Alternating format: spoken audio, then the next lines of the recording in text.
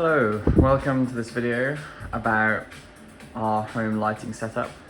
So I was asked in our last video about Home Rave 6 whether I could give any more details into how this whole setup works. It's sort of something I've been doing for the last year or so, or at least understanding a little bit more about it. And so maybe documenting it might help some people build their own setups like this. So what you're seeing is, this is my living room. We have about 13 or so fixtures, 14, 15 fixtures, something like that. All connected together via a DMX cable, or set of DMX cables going around the room. So if I change mode to maybe a different lighting setup, you'll see a different variety of fixtures. Try a different one. There you go, so these are the spots. We can see we've got 4 spots, there's 6 washes, and there's 2 spiders. These are called spiders, they're just little, like, there you go, something there. These like little lights in the corner. Come on.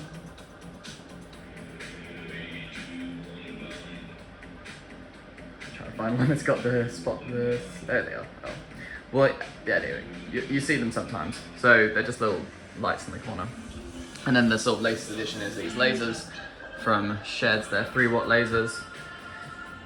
And I saw them online. They're really, really good value for money for what they do. They're very bright.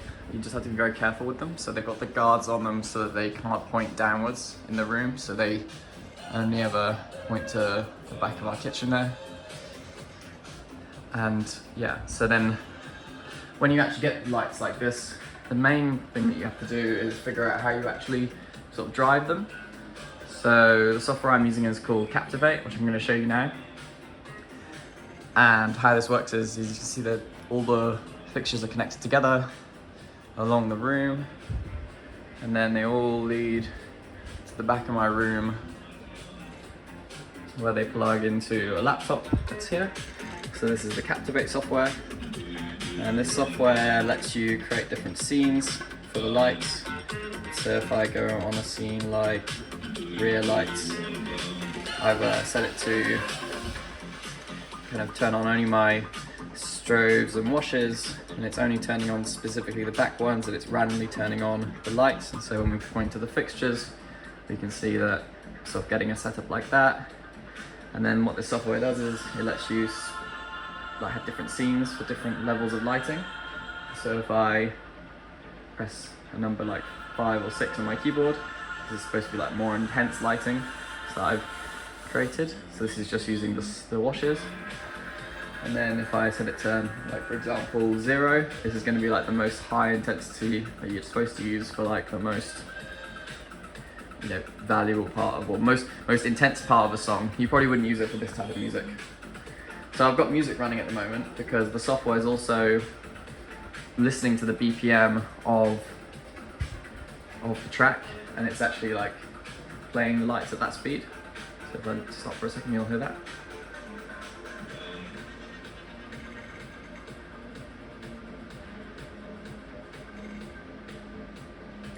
And that's being done with not actually this software, but you can see it's picking up the BPM here.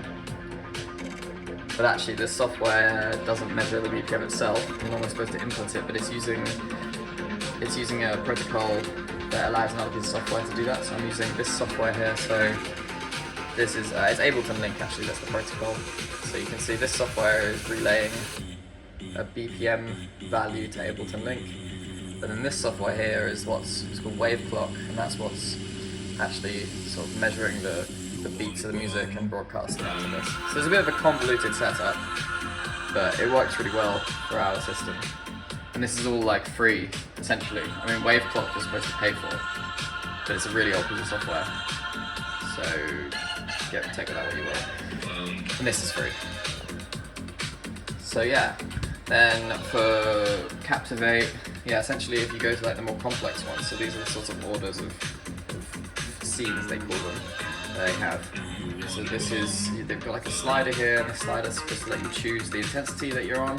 And so you set however many bars you want to change the lighting scene on. So if you change it to 1, every 4 bars you should get a new lighting value. So if we can see here, there we go. But if you design the lights so that you're supposed to make your scenes so that if you change within the same intensity, that they are kind of similarly grouped, if that makes sense. There's a bit of work to get this to work. It's not exactly a science behind it. And so I've created about 200 scenes on this that we used for Home Rave 6. So for example, the laser ones, you can see it's just flashing the lasers a lot, moving them a lot. So turn off also. But like, I don't know, there was ones for like disco ball. So this one's kind of strobing the disco ball. So there was a disco ball in the room, and the strobe lights would be, or the spotlights are shining on the disco ball and strobing it. And that's like a high intensity one. And then if you go down the tree, down the list, you get less intense stuff going on, more just things flashing slowly. It's not really something I'm going to explain in this video on how exactly Captivate works. It's something you kind of have to play with. There's not really many tutorials on it. The creator has made a tutorial on it because this is like free open source software. But it's sort of something you just have to play with and get used to yourself. It doesn't really give you a visualization of what your fixtures are going to look like. So I've made all these by just being in the room with the lights. And then I guess the only other thing is, how does the Captivate connect to the lights? So it's using this USB device, which I think is just called like an FTDI DMX. Like, it's really super cheap. It's actually like £15 or something like that. And actually this software doesn't really communicate with that directly. It's supposed to. So there's actually kind of this USB button here, and it shows the device there, but when you try and turn it on, it doesn't really do it properly. So what I'm using is ArtNet, which is like a lighting system protocol over network. And then another piece of software called QLC+, which is an actual lighting software. So you're really supposed to use something like this to create kind of lots of visual stuff with lights. And I'm actually just using it as a relay. So I've just got it set up. You can go to this screen called input output, and then I've just got it set up that you drag the ArtNet like node of the local computer and then relay it to the USB output, and it just works. And it's kind of been reliable.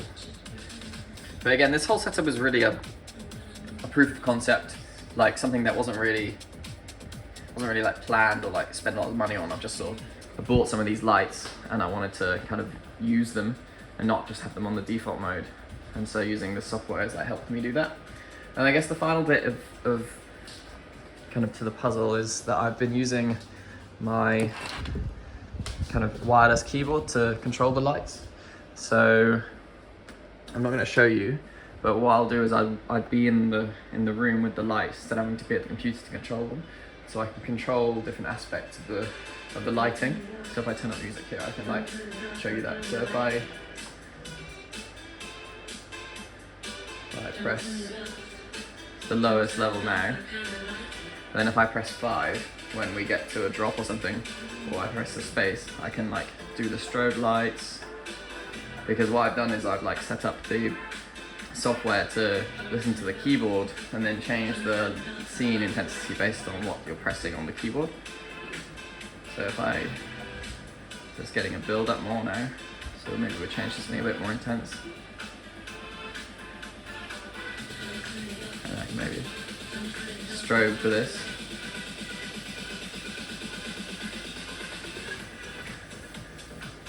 There we go, something like that. So you just do that for the entire night really. And this is just something that we've just been messing around with as a group of friends. It isn't really a professional system, and I hope, you know, it's inspired others to. So I'm just gonna make the smoke machine, I guess, is the last bit in the puzzle that you're supposed to have. So if you don't have a smoke machine, it's really hard to like fully appreciate the lighting system, because kind of if I turn the lasers on now, for example, I think you won't be able to see them as well as at the beginning. Oh, you kind of can. There you go. So yeah, that's basically it. There isn't that much to it. It's just more of buy all the cables, buy all the fixtures, buy a bunch of different fixtures. The different fixtures let you create like different sorts of dynamic like scenes. If you just buy one type of fixture, you can't really create different dynamics. So the lasers in mine are like sort of the most most intense thing that's there. It's the brightest thing in the room for sure. And then the spots are maybe kind of within the same bracket as the washers, and the spiders are sort of only turned on in specific circumstances on their own. But I'm probably going to upgrade more as time goes on. I think potentially LEDs, screens, who knows really. Yeah, thanks for watching.